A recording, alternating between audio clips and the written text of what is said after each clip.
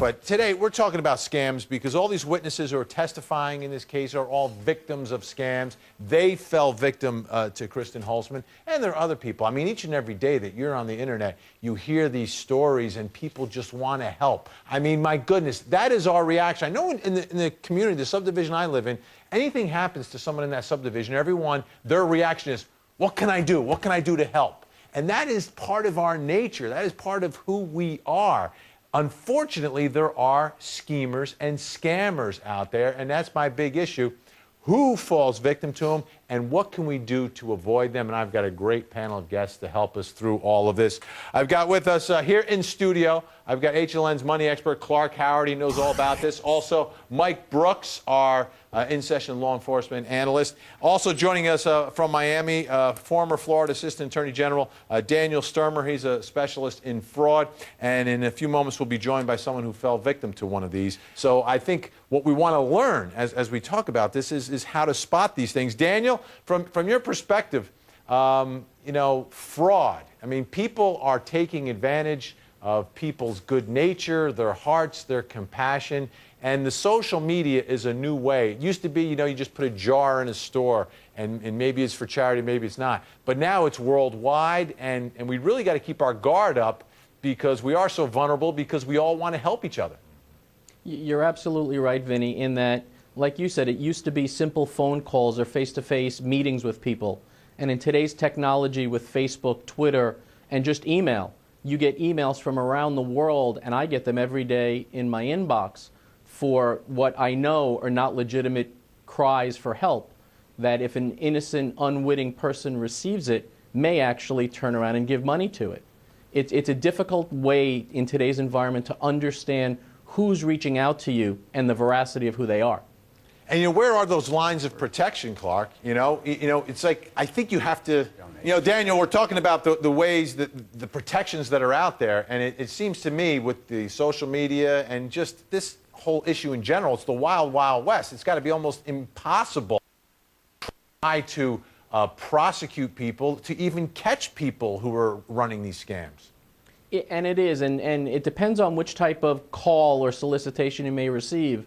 As you're talking up in Atlanta about firefighters or law enforcement, my phone rings every few evenings saying they're the friends of, supporters of, and you don't know if that's actually the organization that's actually the law enforcement or the firefighter.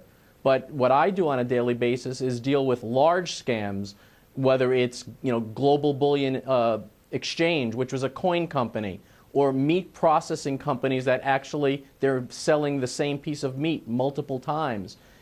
Trying to understand who it is. And the problem is, in today's world, on the internet, web pages look wonderful. You know, fronts on pages look great. People can create web pages that look like they're the world's biggest Fortune 500 company, and actually, they're nothing more than somebody sitting at a computer at home. So a consumer today, somebody who's contemplating doing something, whether it's a small giving or an investment, needs to do their due diligence. Get online. Research who it is, call the local Better Business Bureau, call the state attorney general where that company or that charity you think may be, and find out, do your homework before you give. And we're going to talk more about that, questions you should ask, things you should look for, little indicators that, hey, maybe this thing isn't 100% legit. We're going to talk about it because the last thing I want you to do after watching this trial is to be less charitable.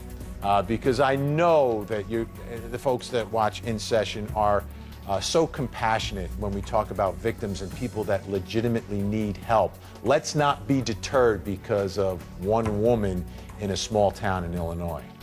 You know, Daniel, I wanted to ask you about the victims in the cases that you've dealt with. You know, who are the victims? My guess is that it could be people from all different walks of life, but perhaps the elderly get targeted a little bit more than others. From your experience, who are the victims here?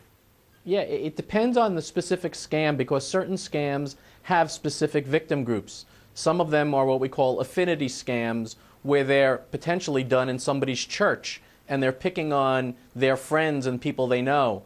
Other scams are of national depth and breadth and involve every age group. Many of them focus on those that are a little older. Generally, those that are a little older are less computer savvy compared to the younger generation. But in cases we've found, generally the victims are every age group, and the cases we've worked on and I've worked on run across the country. I've had cases where we've had 1,400 people involved in an investment scam in precious metals, thinking their life savings were going to appreciate as the price of gold and silver 2 years ago was on the rise. And then when they sought their money, the business was gone. Or I have another case where 90,000 people who were doing the right thing in their credit card debt found out the company was skimming the money off the top to pay themselves fees. So at the end, people who did the right thing, who reached out to somebody they thought was a reputable law firm to help them pay down their credit card debt, actually wasn't paying down their debt at all. So the victims can be you and me if we don't pay attention. And Clark, that's the other part. We talked a lot about charity. And how about on the internet, Daniel? What would you say to folks? They're being solicited, whether it's on Facebook because of this victim of something needs your help, needs your money. What would you say? Well, and to the last quote, if it sounds too good to be true, it probably is. That was a phrase we used in the Attorney General's office often. But if you're getting a solicitation online, you know what? Click a few more keys and investigate till you're comfortable that you know who you're dealing with, whether it's an individual or a company. You look at what Ms. Holzman was doing, and she was doing it to her friends in the community. That is a real personal touch, where so much of what happens today is impersonal. But somebody who's contemplating giving must, if they want to protect themselves, investigate, investigate, investigate. Because at the end of the day, you're giving up your hard-earned money to give to something you think is beneficial or worthwhile. And I hate for people to find out months later that what they gave to was somebody's pocket who's not even, doing anything for them. And if somebody asks for, investigate anything having to do with electronic transfer of funds, if you think that it's something wrong with that, call the United States Secret Service, because that's one of the kind of cases that they investigate as part of their investigative purview. They look on dealing with financial institutions, transfer of electronic transfer of funds between different accounts, those kind of things. Give them a call, and they can tell you if there's a scam going on. And something else, in this case, the church group was very savvy in saying, well, we want to help, and we will help, but why don't we pay a bill? And then when Kristen Holzman didn't want the bill paid, she's, no, just give me the cash. I want the cash. And okay, then I think everyone started to realize there's something going on here.